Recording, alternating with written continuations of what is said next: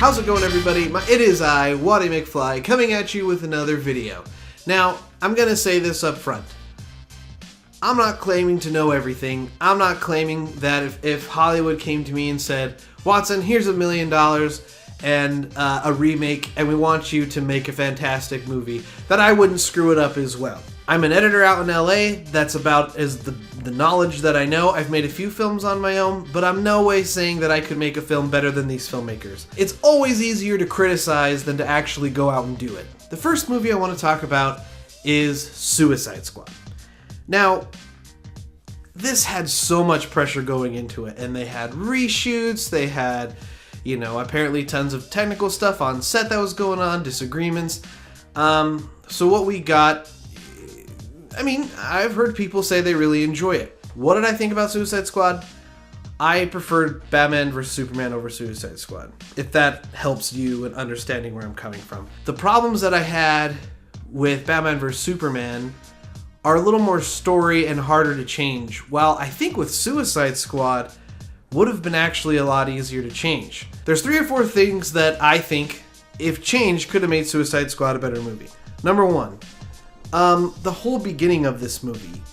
We start off, with this cool part, I really love the whole, dark neo-carnival, steampunky kind of feel. We immediately, as soon as the film starts, cut to Will Smith and Margot Robbie.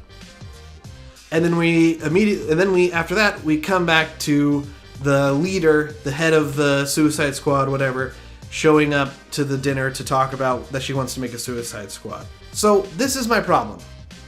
Why do we have those scenes in there? As an audience member, I know that they're in the movie. I know that they're 2 huge actors that are in the movie. Honestly, I was expecting for them, the next scene to be all of a sudden Jared Leto having a scene for no reason. It really didn't make sense why they had those 2 in the beginning. I think it was kind of spoon-feeding the audience, like saying, remember, okay, we're starting this movie off immediately. Remember, Will Smith's in this movie. Margot Robbie's in this movie. So keep watching. I think what would have been awesome, see the titles. I think we immediately cut to rain's falling. She steps out, she looks up at the restaurant. She's kind of nervous, you can tell, but then she gets her game face on. She walks in, and she's like, oh yeah, I'm gonna tell these dudes that I wanna make a Suicide Squad. And then as she says, kind of like what they did, as she says with the Suicide Squad, who the Suicide Squad is, then we see those flashbacks, then we see, we get to see that character development. I think that would have been an awesome beginning. It wouldn't have insulted the intelligence of the audience, and really, there was no build in the movie. We got everything up front. That brings me to my number 2 thing, and that's Harley Quinn. Us as fans were so excited to have Harley Quinn in a movie, and to play by Margot Robbie, because she's a very attractive woman. We had confidence that she could play a psycho person, but the thing that I didn't like about it is it's called Suicide Squad. It's not called Harley Quinn in the Suicide Squad. So, although I get every once in a while maybe of her having flashbacks, but I feel like it was unnecessary to show her having flashbacks of the Joker, flashbacks of this whole backstory. Let's just give Harley Quinn her own movie. Deadshot was one of them, but Harley Quinn, it was really Deadshot and Harley Quinn the movie. There's no mystery.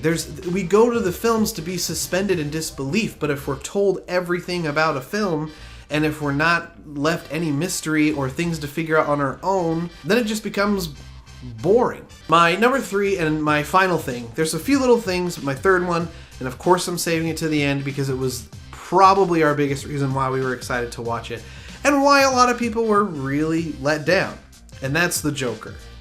Here's my opinion about the Joker being in Suicide Squad. Why the hell was he in Suicide Squad? No reason for him to be in it, except that they wanted people to see the movie, and they wanted people to go, but we would have gone just for Will Smith and Margot Robbie. That's all we needed. I personally think that Jared Leto is going to play a fantastic Joker. I know it's been criticized and things like that, but I think the problem is the movie we got with him in it. We don't get to see Joker.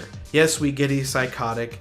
Yes, we get he's more of a gangster in this one, which, cool. I just feel like we were given a half-assed Joker, and not on purpose, but it's just because the movie's not about Joker. It's not. It's about the Suicide Squad. Now, sure, Harley Quinn was literally created by the Joker. But here's the thought. Once again, remember how I said the beginning and the ending are the most important parts in film. Well, how cool would it be every once in a while she had the flashbacks? We don't see the Joker's face. We don't see those random scenes in the, we don't see the scenes of him coming after her. What I think would be cool is maybe we do, but we don't see his face. We hear just his We're building up. We're building up to something. And then at the end, spoiler alert, when Joker busts her out of prison, how awesome would it be that moment when he takes off his mask, or takes off the helmet? Then we see Joker. He delivers his line, which is a good line, a good ending line, and then leaves with her. That's awesome. Filmmaking takes trusting the audience. And I don't know if Suicide Squad really did it. The director is fantastic, and I could see what he was trying to do with it.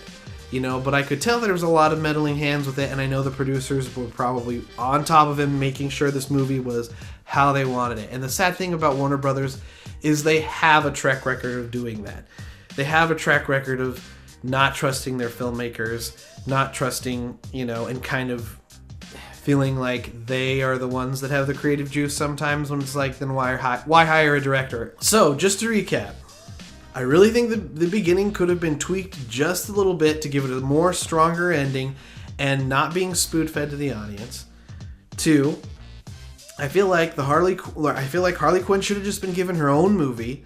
Maybe an origin of Harley Quinn or something. And then lastly, like I said, the Joker, I don't think should have been in the movie. And if he was, just tiny little moments. He was put in there. We were kind of built up to believe that he was going to be a bigger part. He really wasn't, and he really wasn't needed to be in there in the first place. So now, it's time for me to shut up and listen to you. What do you guys think? That's what I love about YouTube. Comment below.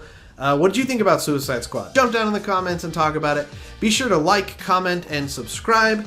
I have videos coming out every week, funny sketches, things like that. Follow me on Twitter, @WattyMcFly, for continuous laughter. I'll be sure to talk to you guys soon. So thank you so much. Have a good one.